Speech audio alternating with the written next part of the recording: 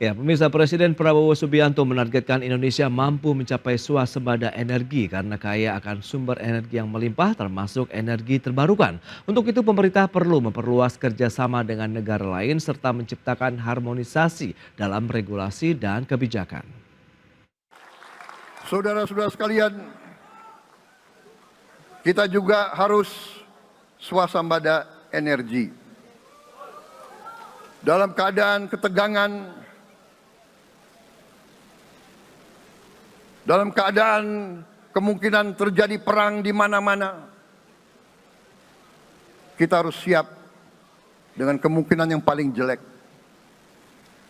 Negara-negara lain harus memikirkan kepentingan mereka sendiri. Kalau terjadi hal yang tidak kita inginkan, sulit akan kita dapat sumber energi dari negara lain. Karena itu, kita harus swasembada energi dan kita mampu untuk swasembada energi. Demikian pernyataan Presiden Prabowo Subianto dalam pidato perdana usai secara resmi dilantik sebagai Presiden Republik Indonesia pada 20 Oktober 2024. Presiden Prabowo mengatakan Indonesia kaya akan sumber daya alam yang bisa dimanfaatkan sebagai sumber energi, termasuk sumber energi terbarukan seperti air dan panas bumi. Terkait pengembangan energi baru terbarukan, Institute for Essential Service Reform menilai Presiden Prabowo harus memperkuat kerjasama internasional, terutama kerjasama Selatan-Selatan. Penguatan kerjasama harus dilakukan untuk mampu mempercepat transisi energi, serta memobilisasi investasi dan pendanaan agar dapat mewujudkan net zero emission tahun 2060 atau lebih cepat. Direktur Eksekutif IESR, Fabi Tumiwa seperti dikutip media mengatakan pemerintah juga harus melakukan tinjauan kebijakan dan regulasi, serta proses perizinan yang membuat investasi EBT tidak dilirik oleh perbankan. Berbagai sumber, IDX Channel. Ya, pemirsa, untuk membahas tema menarik kita kali ini, menakar keberlanjutan pengembangan energi terbarukan, kita sudah tersambung melalui Zoom bersama dengan Bapak Fabi Tumiwa, Direktur Eksekutif Institute for Essential Services Reform. Halo Pak Fabi, apa kabar? Halo, kabar baik. Ya, salam sehat Pak. Salam sehat ya. Yes, terima kasih juga atas waktu yang disempatkan Pak Fabi. Kita akan review terlebih dahulu nih seperti biasa terkait dengan kebijakan pengembangan energi terbarukan dalam 10 tahun terakhir. Anda melihatnya seperti apa? Silakan. Ya, kalau kita lihat 10 tahun terakhir ya, saya mulai ketika Pak Jokowi yang pertama kali menjadi presiden, kondisi Indonesia pada saat itu sedang mengalami krisis energi. Ya, kita lihat banyak pemadaman listrik, BBM harus antri ya, dan juga pada saat itu di akhir pemerintahan Pak SBY dikeluarkan yang namanya kebijakan energi nasional, itu yang menjadi turunan dari undang-undang energi. Nah, kebijakan energi nasional ini kan punya target untuk energi terbarukan 23% bauran energi terbarukan di tahun 2025. Nah, ini memang pas ya dengan periodenya Pak Jokowi.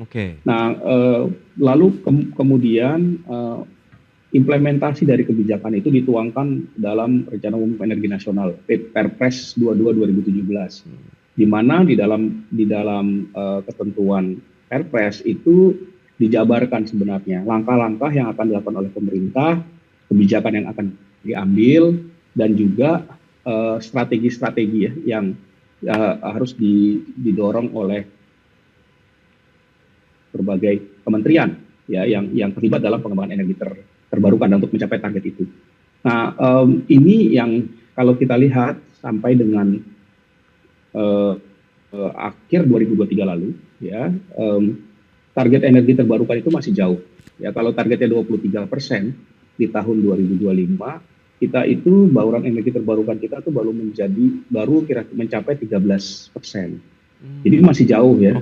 Nah, harusnya kalau kita melihat dari trajektori yang dibuat oleh Dewan Energi Nasional, seharusnya akhir 2023 itu kita sudah bisa mencapai kira-kira 18,5% gitu.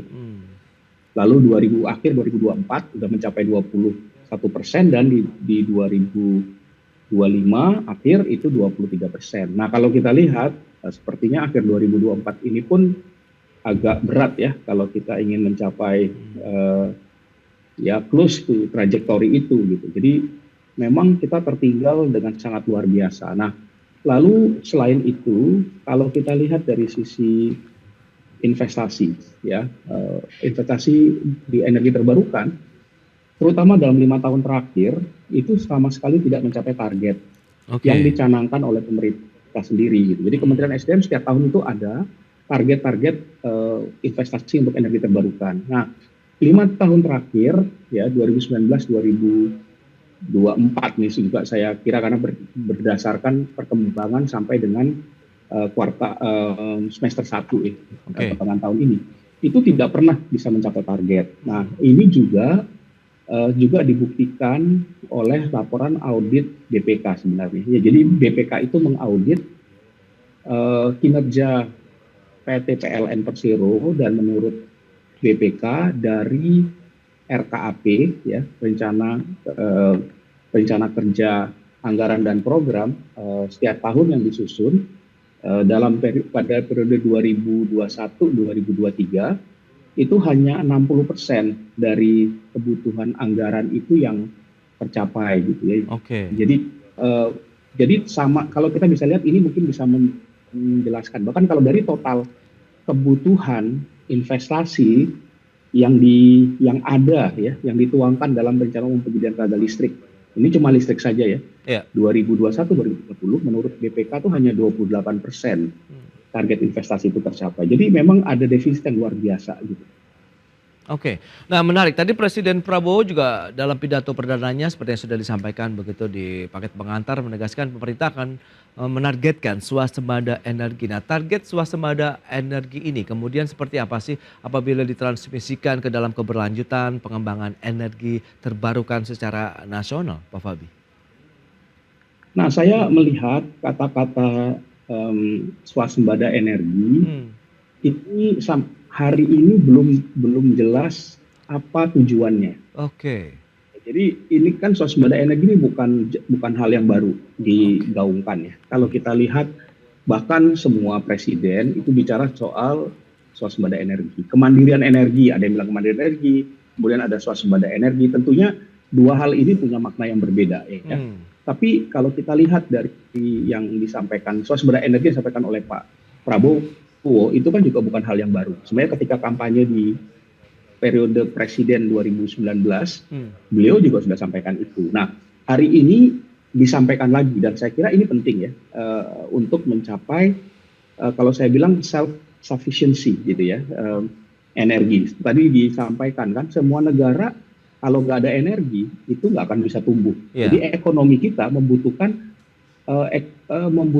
pasokan energi yang cukup untuk bisa tumbuh. Nah, apalagi dengan pertumbuhan energi dengan target pertumbuhan ekonomi 8%, maka pastinya kebutuhan energi juga akan meningkat. Nah, tapi kalau saya lihat dari apa yang disampaikan selama ini, saya belum menemukan sebenarnya apa yang dimaksud dengan swasembada energi itu. Paling tidak apa target yang hendak dicapai. Ini kan kita bicara misalnya dalam waktu terus dalam jangka waktu berapa lama kita ingin mencapai swasembada energi. Jadi definisi operasionalnya itu masih kurang dan target-target yang hendak dicapai itu masih kurang. Nah, kalau kita lihat hari ini, kalau saya mengacu kepada pernyataan dari Menteri SDM Pak Bahlil ya dan juga Wakil Menteri SDM yang kemarin baru dilantik, mereka kan mengatakan dua hal ya. Yang pertama meningkatkan produksi minyak, yang kedua meningkatkan pasokan bahan bakar nabati atau biofuel. Dan ini sebenarnya juga sudah digagas ya atau sudah diupayakan di era Presiden Jokowi. Jadi dan ada sebenarnya di dalam kebijakan energi nasional kita. Nah, tapi sebenarnya kembali target apa yang hendak dicapai? Misalkan kalau saya menangkap swasembada energi yang disampaikan hari ini sangat berkaitan dengan atau sangat dibatasi pada ruang lingkup mengurangi impor bahan bakar minyak karena memang 60% dari kebutuhan minyak kita impor. Jadi kalau kita lihat yang mau didorong adalah peningkatan produksi minyak, kemudian peningkatan bahan bakar nabati, sebenarnya tujuannya adalah untuk mengurangi eh, impor minyak itu. Nah, tapi kalau kita untuk mencapai swasembada, katakanlah ya, seluruh kebutuhan minyak kita bisa dipenuhi. Nah, ini yang harus jelas sebenarnya strategi dan langkah-langkahnya, dan menurut saya dua hal yang disampaikan oleh Menteri SDM dan Wakil Menteri SDM itu belum bisa menjawab tujuan untuk swasembada energi paling tidak dalam 5 tahun ke depan.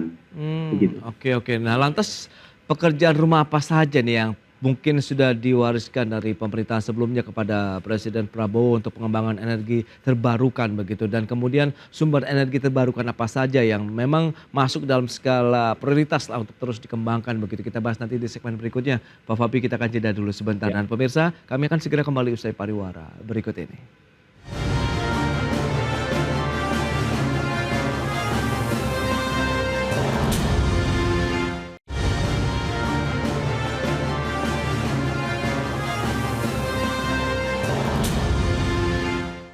Ya, terima kasih Anda masih bergabung bersama kami dalam Market Review. Pemirsa, dan berikut ini kembali kami sampaikan data untuk Anda terkait dengan investasi migas, minerba, dan juga energi terbarukan di Indonesia. Data selengkapnya bisa Anda saksikan di layar televisi Anda.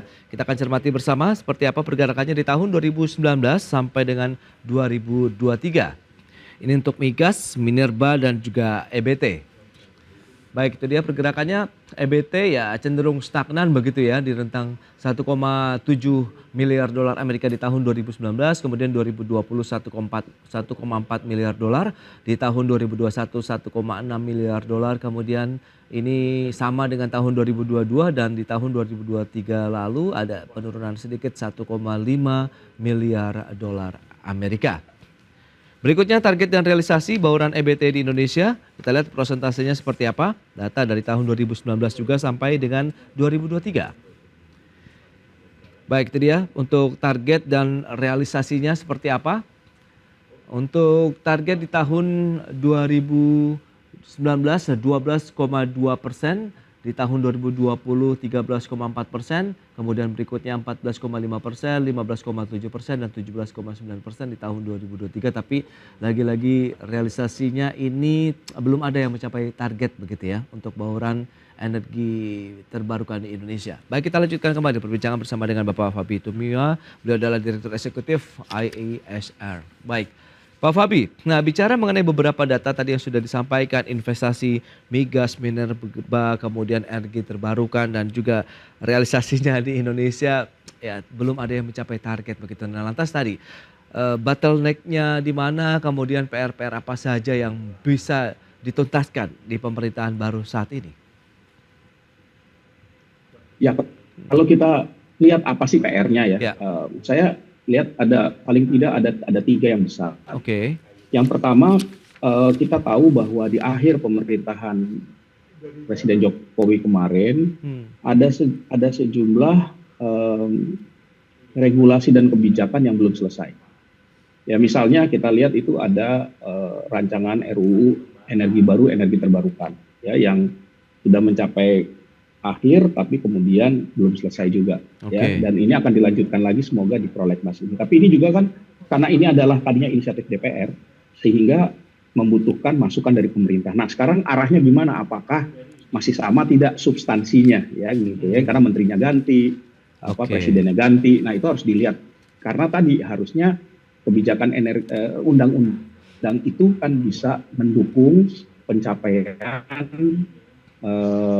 RPJMN, target RPJMN kita Indonesia Emas 2045 dan juga dalam jangka pendek ya mencapai Asta Cita. Nah, ini yang pertama. Yang kedua juga tadi dalam hal regulasi pemutahiran dari kebijakan energi nasional yang levelnya itu adalah PP yang tinggal menunggu tanda tangan presiden. Nah, ini juga harus kita lihat.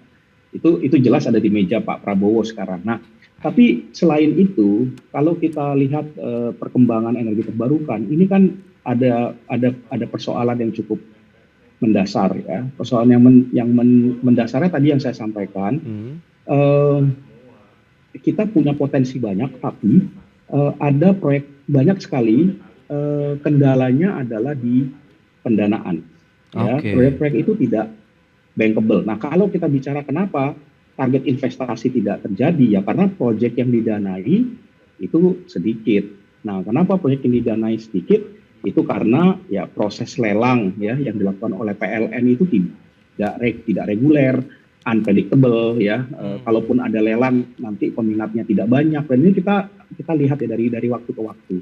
Nah, artinya memang ada, kalau saya menangkap, ada persoalan bankability ya, sehingga private sector itu tidak tertarik ya untuk masuk untuk membiayai proyek-proyek itu.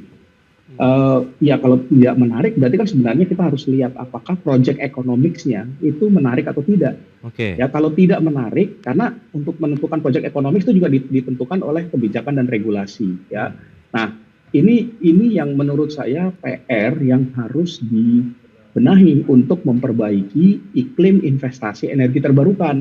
Nah, ini banyak yang harus dilakukan, mulai dari penyempurnaan regulasi, peninjauan kembali kebijakan harga energi terbarukan, kemudian proses pengadaan dan lelang pembangkit dan infrastruktur energi terbarukan di PLN, sampai dengan kita harus melihat sebenarnya struktur ketenagalistrikan kita. Apakah struktur hari ini yang adalah vertical integrated monopoly gitu ya masih relevan atau tidak? Misalkan saya ingin ingin mengangkat salah satu yang membuat RUU EBET itu gagal disahkan di DPR kemarin periode yang lalu, itu adalah ketentuan mengenai power wheeling ya, di mana di situ diusulkan tapi kemudian PLN tidak setuju dengan power wheeling itu. Nah, tentunya PLN punya alasan-alasan sendiri ya, tapi banyak kalangan menilai, termasuk sektor swasta menilai bahwa power wheeling ini bisa membuka kesempatan pengembangan energi terbarukan untuk dipakai secara khusus di industri ya, tanpa harus bergantung pada PLN sebagai off-taker. Nah, hal-hal seperti ini berhubungan dengan struktur ketenagalistrikan kita hari ini. Nah, itu menurut saya beberapa PR. Dan yang terakhir yang saya kira ya, hari ini ketika kita bicara soal dengan energi terbarukan, sangat erat kaitannya dengan langkah-langkah atau strategi untuk menurunkan emisi gas rumah kaca. Di mana ini juga kita sudah punya target untuk menurunkan emisi gas rumah kaca. Dan kalau kita lihat sebenarnya salah satu strategi yang didorong atau yang disepakati secara global itu meningkatkan bauran energi terbarukan.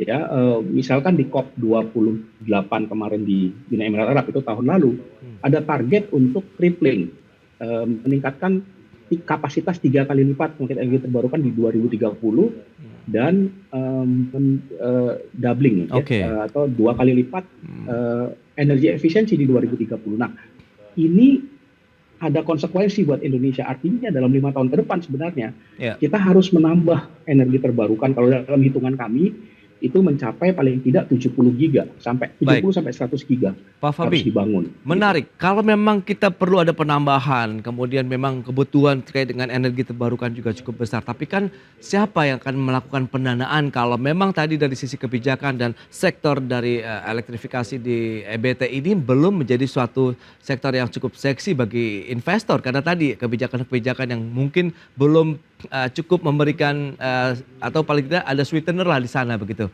Pak Fabi. Ya, kalau kita bicara pendanaan, ya tentunya sumber pertama itu sumber di dalam negeri. Siapa yang melakukan pendanaan? Ya, ya PLN, BUMN yang lain, karena kan banyak juga BUMN yang masuk ke energi terbarukan. Pertamina contohnya, ya dia mengembangkan panas bumi dan juga mengembangkan energi terbarukan yang lain. Ya, itu jadi dalam negeri itu penting sumber pendanaan. Yang kedua tentunya, ya ini dalam negeri itu artinya yang BUMN. Yang kedua itu dari swasta, baik swasta domestik maupun swasta asing.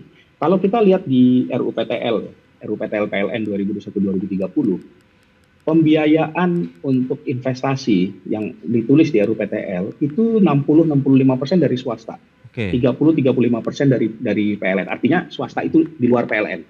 Ya, nah artinya apa? Artinya kalau kita ingin swasta masuk atau non PLN, pembiayaan non PLN masuk, ya kita harus membuat proyek energi terbarukan itu menarik sebagai tujuan investasinya. Betul. Gitu. Nah, Iya. ini yang harus kita lihat. Nah, lalu kemudian kalau kita ingin mendorong PLN atau BUMN yang lain untuk Oke. mendanai, ya khususnya kalau RUPTL berarti PLN, Hmm. 30-35% tadi, kita harus lihat ada nggak kapasitas dan kemampuan PLN untuk mengeluarkan pendanaan sebanyak itu. Nah, kalau Iya. kita lihat hari ini saja, setiap tahun itu PLN kemampuan untuk menyediakan equity itu antara 2 sampai 3 miliar dolar. Lebih rendah daripada kebutuhannya sebenarnya. Ya, Oke. tapi PLN juga karena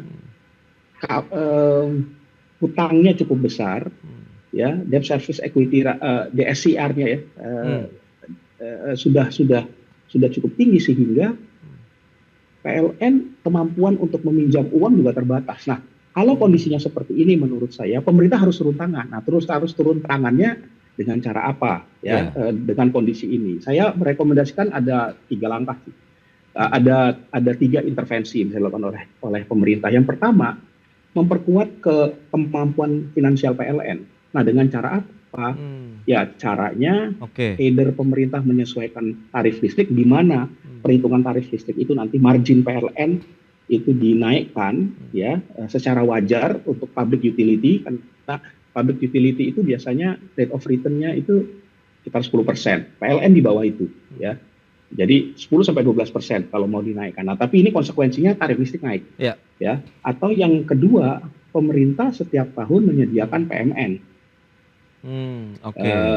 Penyertaan modal negara misalnya untuk memperkuat equity PLN. Nah, gitu. Nah, sementara kalau kita ingin menaikkan minat investasi dari swasta, ya pilihannya adalah melakukan perbaikan dari tadi pricing, tapi menurut saya juga perlu diberikan insentif kepada investasi swasta itu sehingga bisa memenuhi target return mereka. Ya kan, kita kan lihat sekarang ini juga suku bunga tinggi ya. Jadi perhitungan-perhitungan yang dulu itu udah nggak masuk lagi.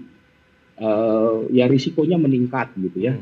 Karena ada faktor geopolitik, ada faktor kondisi ekonomi Indonesia juga kan hari ini sedang melemah sehingga berdampak pada persepsi risiko dan lain-lain, sehingga berdampak pada peningkatan suku bunga. Nah, ini yang harus diturunkan oleh pemerintah dengan berbagai insentif atau instrumen mitigasi risiko gitu. Ya, berarti memang masih cukup banyak ya pekerjaan rumah yang harus segera dituntaskan, dan semoga memang ini menjadi perhatian para pembantu presiden begitu untuk mengentaskan bahwa permasalahan-permasalahan di sektor ketenagalistrikan ini seharusnya bisa segera tuntas dengan beragam kebijakan-kebijakan, kemudian insentif yang diberikan, bagaimana menciptakan sektor ini pun juga menjadi cukup seksi nih bagi para investor yang akan menanamkan dana mereka khususnya dalam pengembangan energi terbarukan di Indonesia. Baik Pak Fabi, terima kasih banyak atas waktu sharing dan juga analisis yang sudah Anda berikan kepada pemirsa pada hari ini. Selamat melanjutkan aktivitas Anda kembali. Salam sehat Pak Fabi, terima kasih. Terima kasih. Baik pemirsa, 1 jam sudah saya menemani Anda dalam Market Review, dan perbaharui terus informasi Anda hanya di IDX Channel, your trustworthy and comprehensive investment reference.